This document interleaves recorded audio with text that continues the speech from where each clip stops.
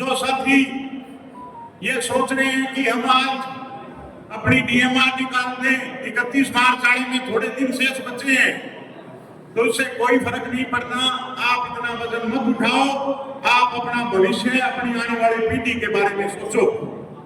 दोस्तों, आज जो आजादी का लुत्फ उठा रहे हैं वो यूं ही नहीं मिली थी।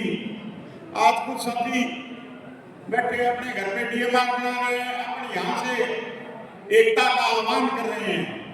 उन लोगों को ये सोचना चाहिए कि अगर मेरी बात आज अगर भगत सिंह सोच लेता कि मेरे के फांसी चढ़ने से देश आजाद होगा क्या, तो आज हम आजाद नहीं होते, आज भी हम गुलाम ही होते। आज अगर हम अपनी लड़ाई नहीं लड़ सकते तो हम किसी दूसरे का भला भी नहीं कर सकते। और जो साथी ये सोचते हैं कि होने जाने वाला कुछ नहीं है, देखो पीढ़ी दर पीढ़ी वाली बात है। वो बुजुर्ग अपने दिल तोड़ गए, उस टाइम में उनको ब्याज की व्यवस्था अच्छी थी। आज कोई 3% का रो रहा है, कोई 2% का रो रहा है, कोई 3% का रो रहा है, लेकिन कभी तो हेड ऑफिस ने रोक लिया, फिर कभी ब्रांचों ने रोक लिया, लेकिन समिति तक आते आते 31 मार्च चला जाएगा, लेकिन ये भाई के लाल अपना ब्याज अपने खाते में नहीं डालेंगे। और ये सबसे बड़ी कमी हमारी एकता की है।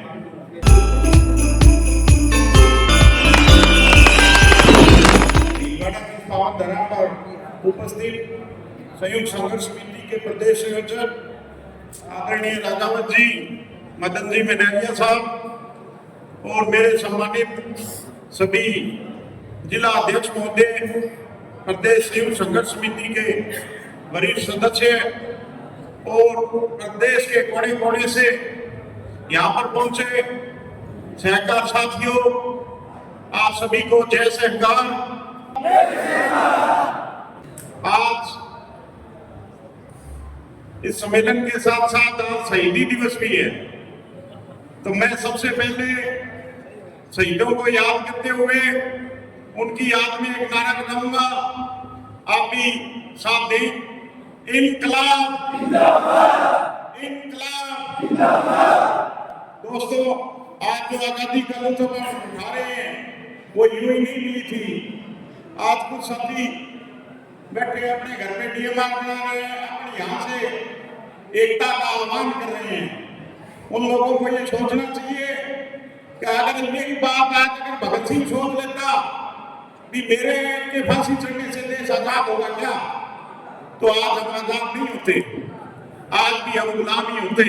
उन्होंने अपना पूर्ण बलिदान दिया, जिसका नतीजा ये है वो चिंगारी धीरे धीरे आग बनी और आग के रूप में हमें आजादी मिली।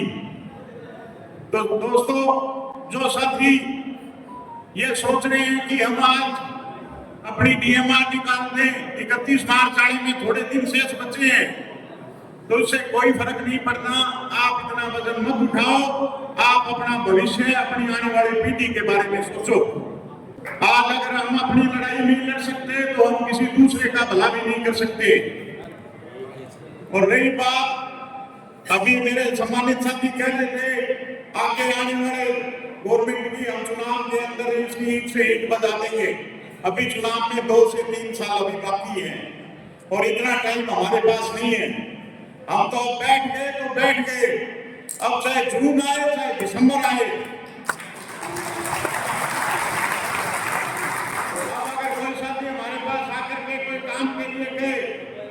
चाहे वो हमारा रिनिंग सदस्य है, चाहे हमारे अध्यक्ष संचालक मंडल सदस्य हैं, उन सभी से ये निवेदन करो कि हमारी कोई आखिरी लड़ाई है, इसके बाद में तो चाहे आप अपना व्यवस्थापक कोई रख लेना, या तो हमें राज्य सरकार हमारा कैडर देगी, नहीं तो हमें टांग देगी। एक काम हम पक्का लेके उठेंगे, यूं सूखे हम घर जाने वालों में नहीं है। और जो साथी ये सोचते हैं कि होने जाने वाला कुछ नहीं है, देखो पीढ़ी दर पीढ़ी वाली बात है। वो बुजुर्ग अपने दिल तोड़ गए, उस टाइम में उनको ब्याज की व्यवस्था अच्छी थी।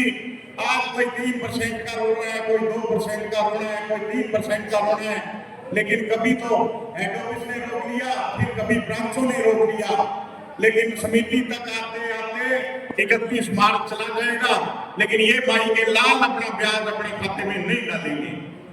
और ये सबसे बड़ी कमी हमारी एकता की है। तो दोस्तों, थोड़ा समय है, जितना दबाव हम बना सकते हैं उतना बनाइए, नहीं तो जिस तरह अब सरकार की मंशा आपको साफ दिखाई दे रही है। ठीक है, दबाव हम बना रहे हैं, हमारा दबाव बरकरार है, लेकिन सरकार भी अपनी चाले चलने से पीछे नहीं हटेगी। वो कभी बीसी का कह रहे हैं, कभी मंत्री महोदय अपेक्स एमडी साहब को बोल रहे हैं, आप हर एक जिले से मेरे साथियों को बुलाइए, हम मीटिंग करेंगे।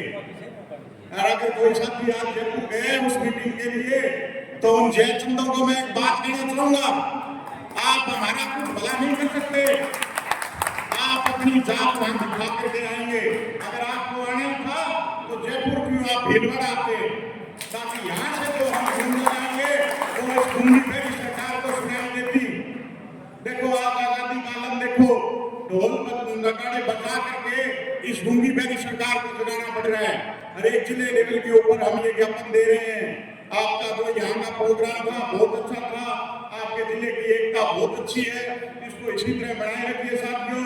आप लोगों को देख करके कोई मेरे जैसा साथी चल पड़े तो हो सकता है जमात का भला हो जाए। शहीदों की चिताओं पे लगेंगे हर वर्ष मेले, वतन पर मिटने वालों का यही बाकी निशान होगा। तो ये शहीदों के सम्मान में अगर एक आधा साथी हमारा कोई शहीद हो जाए तो क्या दिक्कत है। ये बलिदान और ये बारात शादी ये दूसरे के अच्छे लगते हैं क्या? मेहनत तो खुद से भी तो करनी पड़ेगी। लड़ाई लंबी चलेगी दोस्तों, एक दूसरे साथी को समझा बुझा करके, जो हमारे साथ नहीं आए और पीछे भी कुछ मेरे सम्मानित साथी एक दो दिनों में ये दिक्कत है, वो लोग भी पता नहीं वो क्या चाहते हैं। हमने अपने दोस्तों को तो अपने साथियों को तो समझना है, उनको समझाना है, लेकिन कुछ है जो हमने से जो मंच पे बैठे हैं उन जयचंदों को भी हमने पहचानना है।